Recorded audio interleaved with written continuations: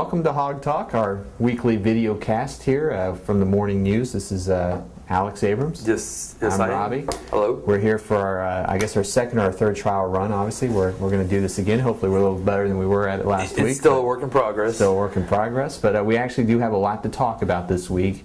As we all know, Arkansas is coming off of a 52-41 loss to Georgia.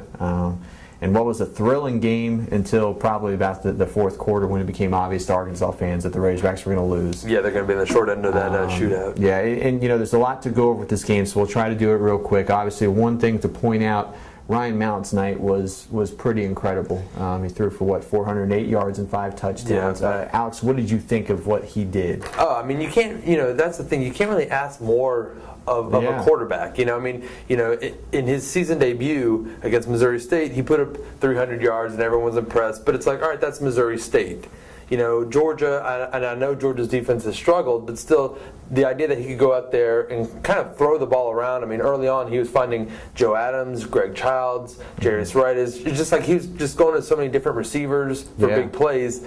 And obviously, towards the end of the game, his footwork really wasn't there, and it looked like he lost some focus. But it really is hard to dump on a guy that who, for all intents and purposes, really did all he could do. I mean, when you pass for 400 yards and 5 touchdowns with 0 interceptions, he did have 1 fumble, but 0 interceptions, it's really hard to blame a guy for that. So, I mean, he went out there and, frankly, in my opinion, did pretty much as well as he could do aside from those last few minutes. And you have to give credit to the receivers as well. They played very, very well, especially the sophomore trio of Joe Adams and Jarius Wright and Greg Childs. They were making catches all over the field in the first half. But again, late in the game, Petrino said one thing he's concerned about is that they wore down. They're having a little, some depth problems at receivers, obviously, when you're missing London Crawford and Lucas Miller. So you weren't able to rotate guys. That's right. You weren't able to rotate guys as much, but they did play an incredible game as well. But then, we got to look at the bad. And there was a lot of it. There was a lot of bad. Especially on the defensive side of the ball. Alex, what did you see from the defense on Saturday? At this point, I kind of start to feel bad for the defense in the sense that last year Arkansas's defense was really bad. Worse than the SEC, one of the worst in the nation. And we all thought that they at least weren't going to necessarily go out there and be Florida's defense or Alabama's defense, but you thought they'd be better. Well, against Georgia, they showed that this is the same defense from last year. It was one of those things where as soon as Ryan Mallon would throw a big touchdown pass, just automatically I just thought, okay, well, here comes Georgia. They're about to do it again, and Georgia would just drive down the field just as easily as Arkansas would score. And I mean, it's one of those things. Jerry Franklin gets ejected from the game, and that really changed the momentum. That was a big penalty there. That was a big penalty. But I mean, there were guys on the defensive line that really disappeared. They only had 1 sack. The secondary, for as much talk as Ramon Broadway had about AJ Green, he wasn't able to stop him. Tremaine Thomas, he goes to hit AJ Green, and AJ Green just bounces off him, runs for a touchdown. Right. So it was one of those things where after a while, you just kind of feel bad for the defense just because it just looks like they're out there like, all right, there's really nothing we can do. Yeah, and it was a perfect storm in many ways. There was no pass rush. There was some poor tackling out there. There were some blown assignments in the secondary, and there was just poor covering. So anything that could go wrong went wrong for the defense, and certainly was not what they were talking about in the preseason about being a better team this year. They didn't show it on Saturday night. And I'm going to throw. Okay, now who do we blame? Or if fans or somebody wants to put a blame, do you say it's the players? Do you say it's the coaches? Do you say it's a combination of both? What do you think, Robbie? I think it's a little bit. I think you got to point the finger at everybody. I think you got to point the finger at Willie Robinson. I think you got to point the finger at the players. Something is not going wrong. Something's not going right at this point with this defense. They do have time, though, to turn it around. But, it's something where you see this in the SEC opener. Is it going to turn around this year? And the thing that I thought was also surprising is Joe Cox, Georgia's quarterback. He's a guy that had been criticized, in the first 2 weeks. I mean, Georgia fans were talking about him, sort of in the same way like they did, like Arkansas. Some Arkansas fans talked about Casey Dick and whatnot. Right. So for Joe Cox to go out there and pass for 375 yards and 5 touchdowns, that was the surprising thing. I guess if it were Tim Tebow or somebody else, you'd be like, okay, that's a good quarterback. He's going to get his yards.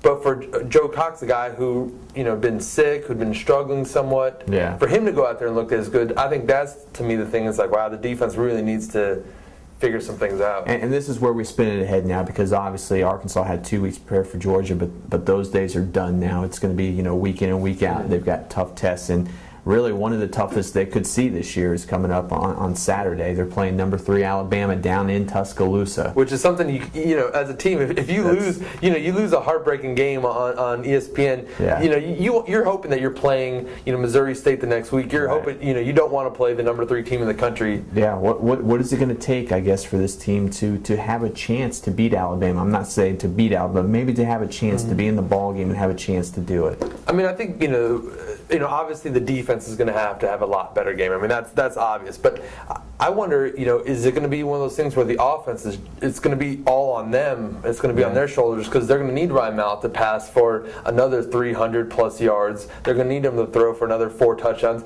They're going to need those running backs. That's the key, right there. That's to me the key, is because Ryan Mallett's going to do his thing. Yeah. Will there be any balance in the offense? Will they be able to run the ball? Will they be able to get some, those first downs, when it's, 3rd and 1, or when they're at the goal line, will they be able to, get it in there? But I mean, Robbie, just kind of talk about the running game. I mean, we're all impressed with the passing game. The running game, what have you seen from them? Well, it's been really it's struggled, and I think one thing that's got to be pointed out. Obviously, Michael Smith left the game with the shoulder injury after the first play of the game on Saturday. It took him a while to get back. He did it. He was able to get back on the field in the second half, and you could see that he showed some of the energy that they needed out of their running backs. The problem is they haven't gotten anything from anybody else, whether it's Dennis Johnson or Broderick Green or Ronnie Wingo. They didn't get anything else from anybody on Saturday night. So they need to get those guys better involved. They need to get them, running better. And really, the short yardage situations is something we're going to dig into a little later this week. The short yardage situations have just been awful for this team for the past year. Yeah. And they haven't shown any signs of improving either. Broderick Green was supposed to be the answer as the big back. We haven't seen it yet, so it's going to be interesting to see what they do there, because you're going to run into situations like that against Alabama. You're going to have to run the ball to get a first down a lot of times in this game. And the thing that's really surprising to me about the running game is that during preseason camp, all we heard about was they have all these running backs, and they're all different in their own ways. Michael Smith's the shifty guy. Broderick Green's obviously 248. Right. He's the powerful guy. Then you got some guys in between. With Dennis Johnson or Niall Davis, Ronnie Wingo, and the fact that they have all these guys that can do different things, yet against Georgia, none of them were really able to do. I mean, Michael Smith, had a good game when he came back, but those other guys were able to do. They did nothing really. Sure. So to me, I was kind of surprised that maybe Broderick Green gets stopped at the line, but maybe Dennis Johnson finds something. But it just all of them seem to have their own issues. Yeah, and obviously it's something they need to get worked out. They need to get it worked out soon. So it'll be interesting to see what happens the rest of this week. As we go through the interview process with players and coaches and see what they're saying, what they're talking about leading up to this Alabama game, and it'll be an interesting trip down to Tuscaloosa on Saturday. So, and I think that's all we have time for. Yeah, predictions. Let's give predictions. All right, let's do this real quick. Alex, what do you think is going to happen on Saturday? I say 41-28. I think Arkansas's offense will be able to, maybe not as easily against Georgia, but I think Ryan Mallett will probably have another 300-yard game or so, or 250 plus. But I think the defense is going to have a hard time against Julio Jones, Mark Ingram. I just think Alabama's going to be able to score more points. I agree. I think you will see some improvement defensively. Mm-hmm. I don't think you'll see it quite as bad as it was against Georgia, but I still think Alabama's going to win this game 38-27, and we'll see what happens next week, right? Yep, we will see, and then after that, we will be heading to Dallas. Heading to Dallas for Texas A&M. All right. Well, we appreciate you stopping by and checking out this video cast. This is HogTalk, the morning news video cast. So we appreciate it. We'll check back to you next week. See you later.